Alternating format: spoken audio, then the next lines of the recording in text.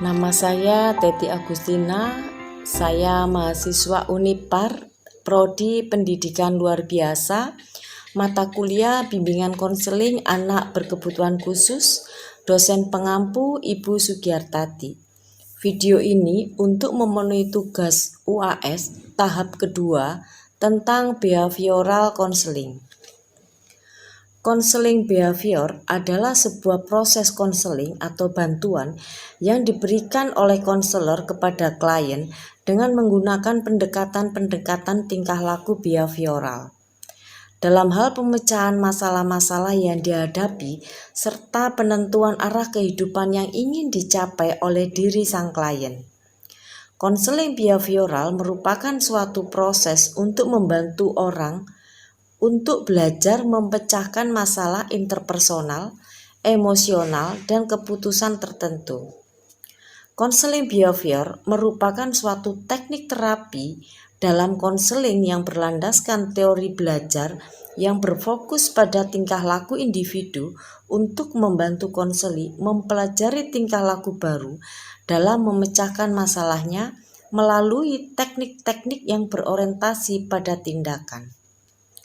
Behavior berpandangan, pada hakikatnya kepribadian manusia adalah perilaku, di mana perilaku tersebut merupakan hasil dari bentukan pengalaman interaksi individu dengan lingkungan sekitarnya. Behaviorisme sendiri adalah aliran dari psikologi yang didirikan oleh John B. Watson pada tahun 1913 yang kemudian digerakkan oleh Bruce Frederick Skinner. Behaviorisme lahir sebagai reaksi dari psikoanalisis yang berbicara tentang alam bawah yang tak tampak. Behaviorisme ingin menganalisis bahwa perilaku yang tampak saja yang dapat diukur, dilukiskan, dan diramalkan. Para ahli behavioristik memandang bahwa gangguan tingkah laku adalah akibat dari proses belajar yang salah. Oleh karena itu, perilaku dapat diubah dengan mengubah lingkungan menjadi positif, sehingga perilaku menjadi positif pula. Perubahan tingkah laku inilah yang memberikan kemungkinan dilakukannya evaluasi atas kemajuan klien secara lebih jelas. Karakteristik konseling behavior. Konsep utama dalam konseling behavior adalah keyakinan tentang martabat manusia yang bersifat falsafah dan sebagian lagi bercorak psikologis.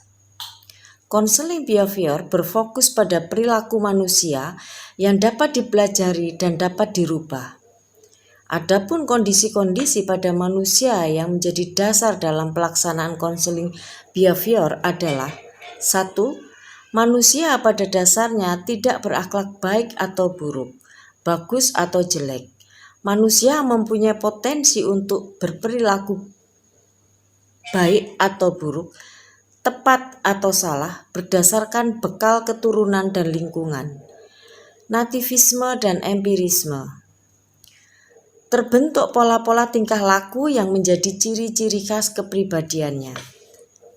Yang kedua, manusia mampu berefleksi atas tingkah lakunya sendiri, menangkap apa yang dilakukannya, dan mengatur serta mengontrol perilakunya sendiri.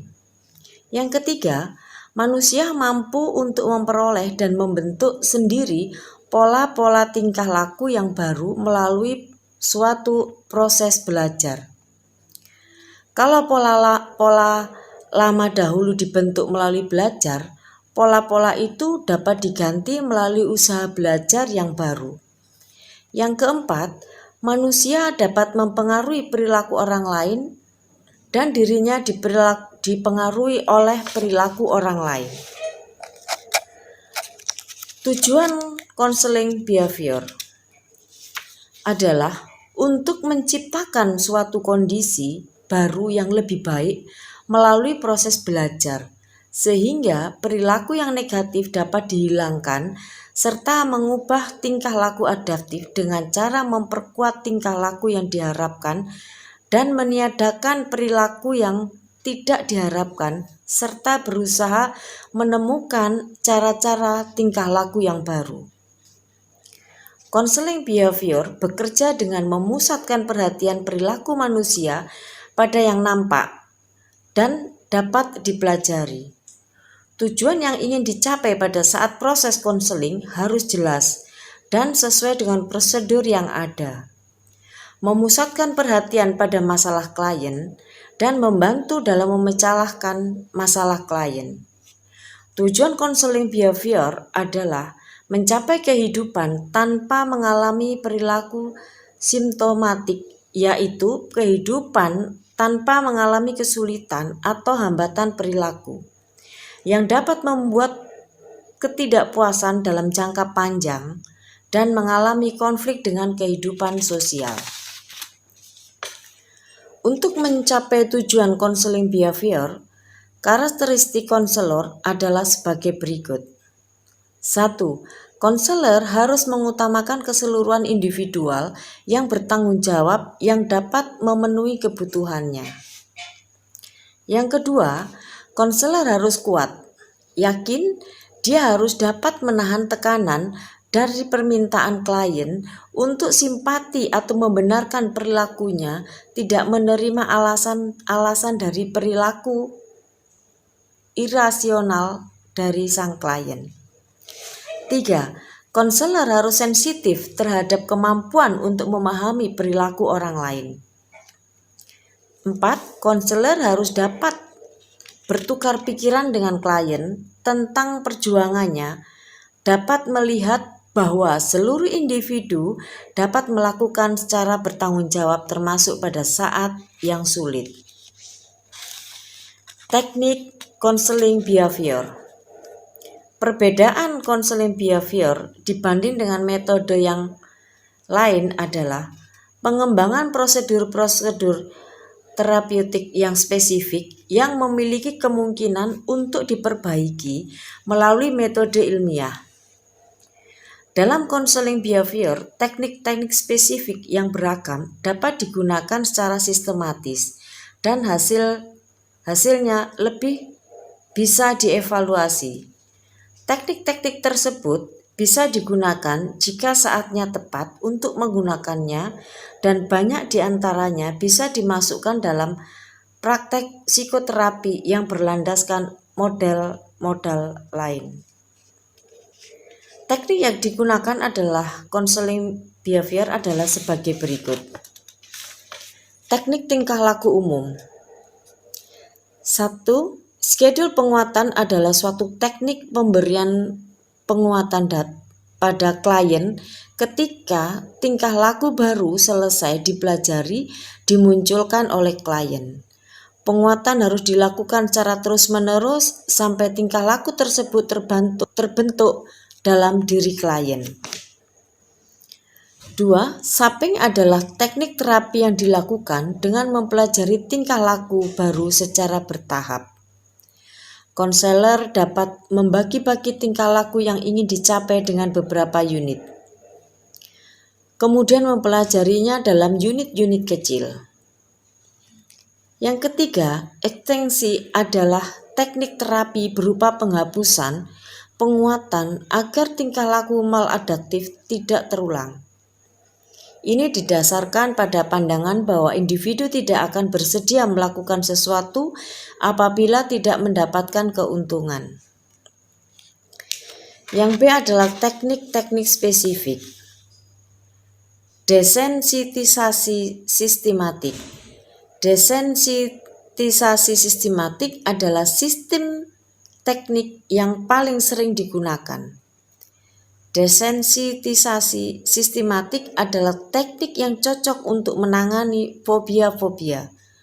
Tetapi, keliru apabila menganggap bahwa teknik ini hanya bisa diterapkan pada penanganan ketakutan-ketakutan.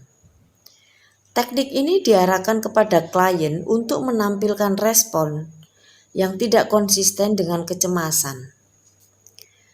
Desensitisasi sistematik melibatkan teknik relaksasi di mana klien diminta untuk menggambarkan situasi yang paling menimbulkan kecemasan sampai titik di mana klien merasa tidak cemas.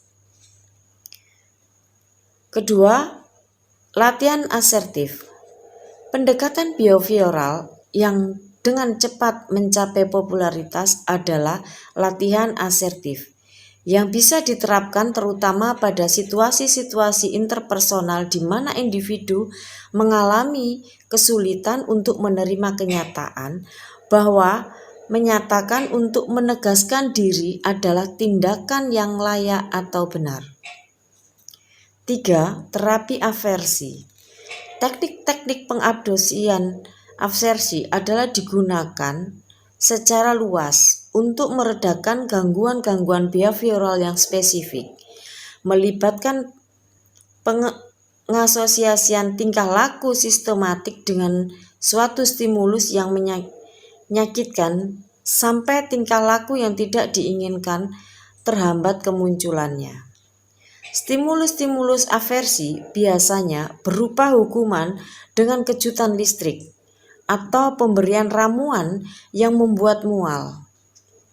Kendali aversi bisa melibatkan penarikan memperkuat positif atau menggunakan berbagai bentuk hukuman. Keempat adalah pengkondisian operan. Tingkah laku operan adalah tingkah laku yang memancar yang menjadi ciri organisme aktif. Ini adalah tingkah laku beroperasi di lingkungan untuk menghasilkan akibat-akibat.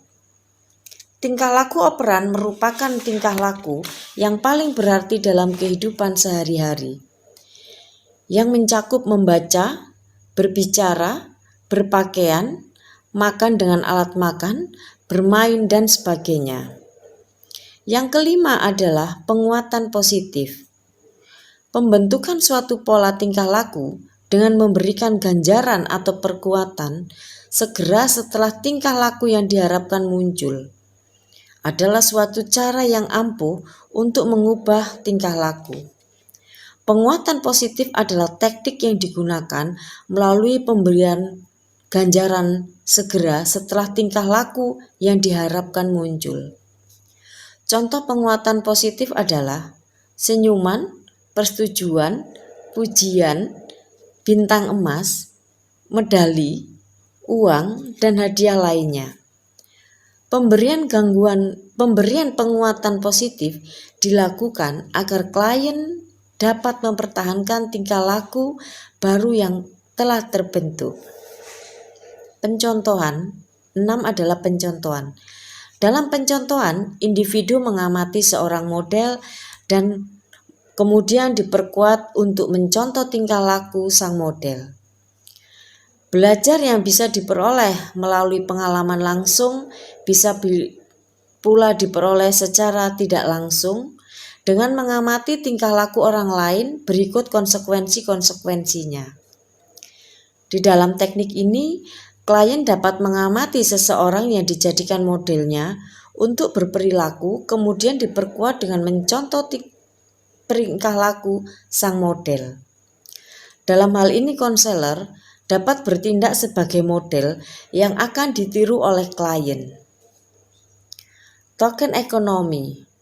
Metode token ekonomi dapat digunakan untuk membentuk tingkah laku apabila persetujuan dan pemerkuat-pemerkuat yang tidak bisa diraba lainnya tidak memberikan pengaruh.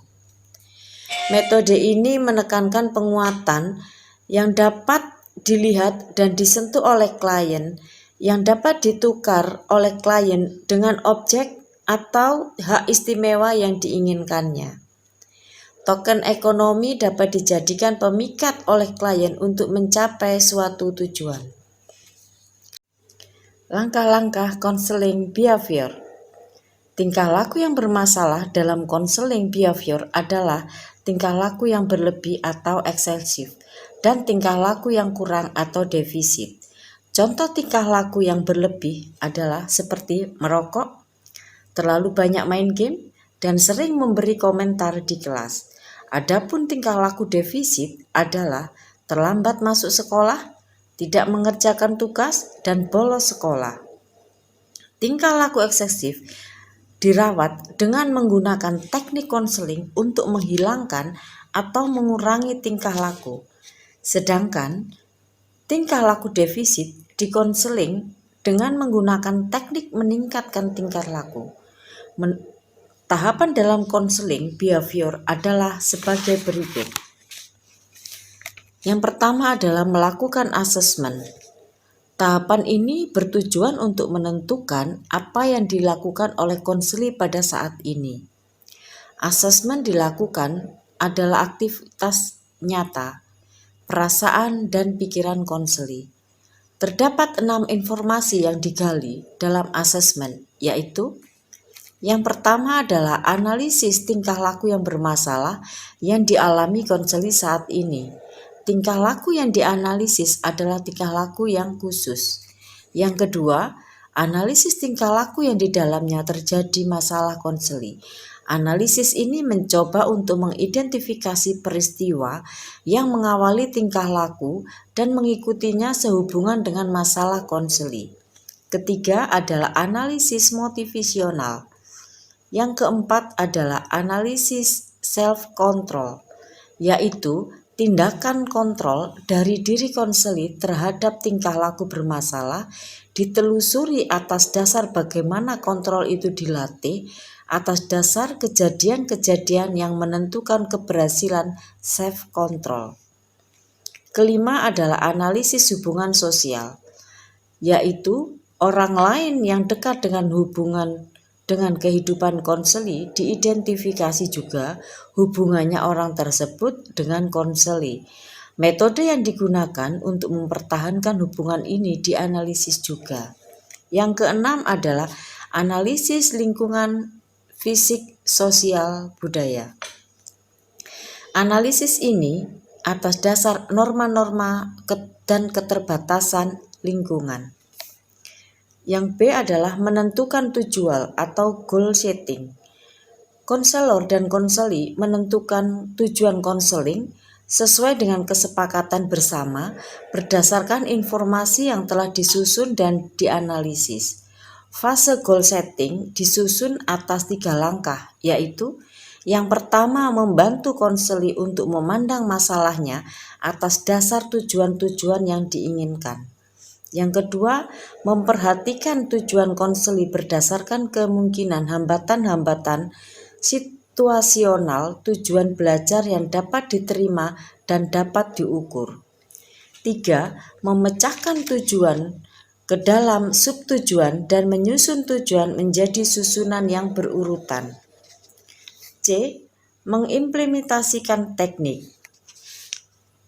Setelah tujuan konseling dirumuskan, konselor dan konseli menentukan strategi belajar yang terbaik untuk membantu konseli mencapai perubahan tingkah laku yang diinginkan. Konselor dan konseli mengimplementasikan teknik-teknik konseling sesuai dengan masalah yang dialami oleh konseling. Tingkah laku eksesif atau defisit. Yang D adalah evaluasi dan mengakhiri konseling. Evaluasi konseling behavioristik merupakan proses yang berkesinambungan. Evaluasi dibuat atas apa yang konseli perbuat. Tingkah laku konseli digunakan sebagai dasar untuk mengevaluasi efektivitas konselor dan efektivitas tertentu dari teknik yang digunakan. Terminasi lebih dari sekedar mengakhiri konseling. Terminasi meliputi 1. Menguji apa yang konseli lakukan terakhir. Kedua, eksplorasi kemungkinan kebutuhan konseling tambahan. Ketiga, membantu konseli mentransfer apa yang dipelajari dalam konseling di tingkah laku konseli. Yang keempat adalah memberi jalan untuk memantau secara terus-menerus tingkah laku konseli. Terima kasih.